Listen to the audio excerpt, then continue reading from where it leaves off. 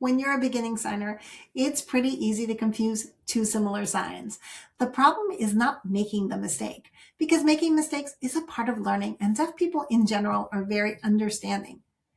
The problem is when you don't learn from your mistakes. You don't actually know the difference between the two signs or when to use them, and you continue to make the mistake again and again. Deaf people definitely notice that. Today, I'm showing you 5 pairs of signs that are commonly confused by beginners like you. I will show you the difference between the signs so that you can recognize them in conversation, how to do them correctly, and then I'll give you a practice activity and a short quiz to make sure that you remember what you've learned and can use it in the future. My name is Michelle Weirman, and I'm your guide to better communication in ASL.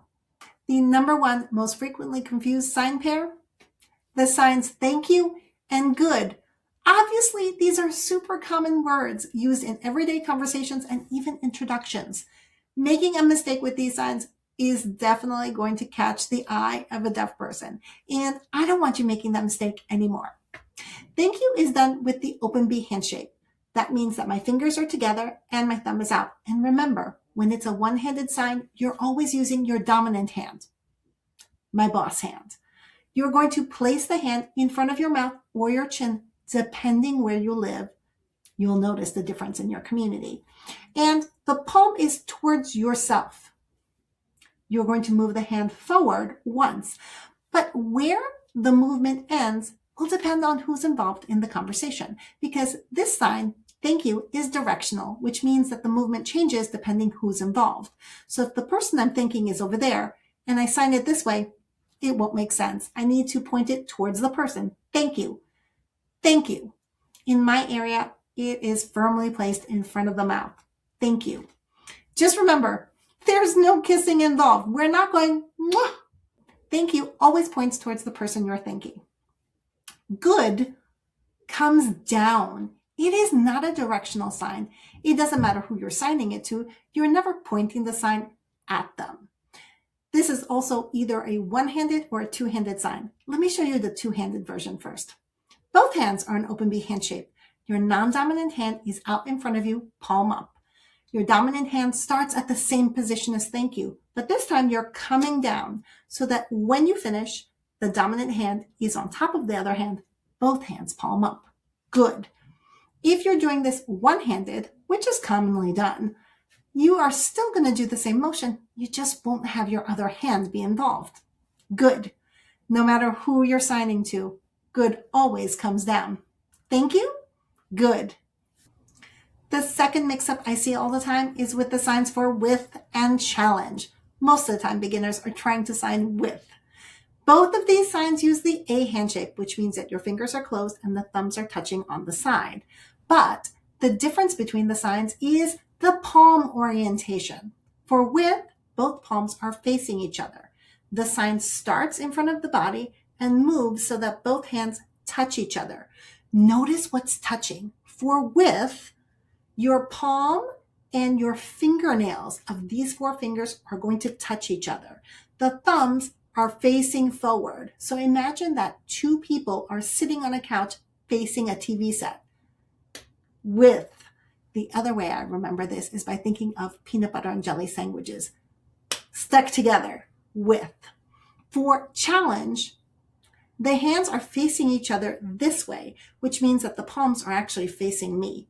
And I come together like this. At the end, my 2 sets of knuckles are hitting each other, and my thumbs are facing each other.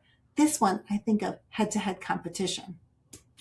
Challenge, 2 people facing each other. With and challenge. The third mistake I see all the time is with these 2 signs. And this means always, and this means only one. The problem is that people always forget the sign, always. Both these signs use the one hand shape. Again, only my dominant hand is going to move. My non-dominant is not involved in either sign. Pay attention to the movement and the palm orientation for these 2 signs. For always, my palm is facing me, or technically it looks like it's facing behind me. I start with the hand still and I move it out, forward, in, and back. 2 times, always. And it's a big circle, always. For only one, the sign starts with my palm facing forward, not facing me. And I'm going to dip it down and around and end with my palm facing me. Now this motion here, if you look at it from your signer perspective, actually moves clockwise, down, around, and up. Only one. Always. The fourth mistake I commonly see is with the signs for school and paper. I want you to pay attention to the movement and the hand shape when we review these signs. Let's start with paper. Paper uses the 5 hand shapes. Both our hands are involved, but my dominant hand is going to be the one moving. The other hand is just going to stay still. Place your non-dominant out in front of you, and your dominant hand is going to hit the palm of the hand and move sideways. So it's not an up and down hit, it's a sideways hit. 2 times. Paper.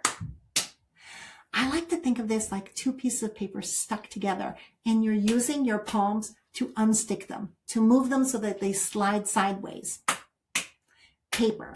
Now my other hand isn't actually moving, but it looks like it's moving because I'm hitting it, and so it's kind of jumping around. For school, I'm not going sideways. I'm going straight up and down 2 times. School. Depending where you live, you might also see a change in hand shape. Where I live, school is not done with open 5 hand shapes. It's actually done with open Bs. And in this case, those signs look even less similar. School, paper. A good way of remembering the sign for school is to think of old schoolhouses. Here comes the teacher calling the kids in for recess. School, come on in. School. The 5th most common mix-up I see is with the signs for summer and black. Yes, these signs do look similar, but I want you to pay close attention to the movement involved. That's where the difference is. When signing both summer and black, you are going to use your number 1 hand shapes. For summer, you're going to place that finger up against your forehead. Now, I'm a righty, but the tip of my finger is on the left side of my forehead, and I'm going to move the finger towards the right side of my forehead. I'm going to drag it across while doing this movement. So the 1 is changing to a X hand shape. And I always remember this by thinking of hot, sweaty days. Whew, summer. Have to wipe the sweat off. There are 2 ways to sign the color black, but both of them start exactly the same as summer. Finger on the forehead. For the first variation, I'm going to whip my finger backwards so that my wrist twists like this. At the end of the sign, my pointer finger is pointing behind me. Black. The second variation pulls the finger across the forehead, so it touches the entire time and your arm moves, not your wrist. Black. For both of these signs, I think about dipping my finger in black paint and drawing a line across my forehead. Black. Okay, now that you've learned all 5 pairs, let's practice them in sentences so you don't mix them up ever again. Let's start with paper. I need writing paper. School. Every day I go to school. Thank you. Thank you for helping me. Good. Good work. Summer. Summer is hot. Black. I like the color black. Only 1. I want only 1, please. Always. My mom is always nice. With. I play with my dog.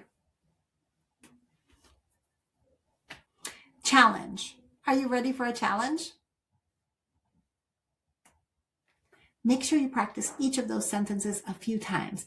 Then get yourself ready for a short quiz. Are you ready? Number 1. Which sign should I use for this sentence?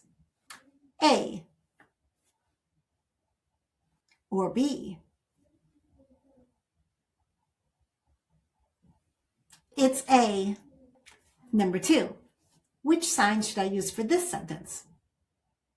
Is it A or B?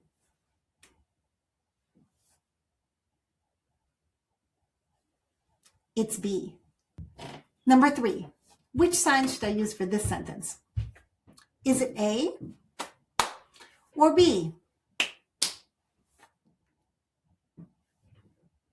It's B. Number 4, which sign should I use for this sentence? Is it A or B? It's A. Last one, number 5. Which sign should I use for this sentence? Is it A or B?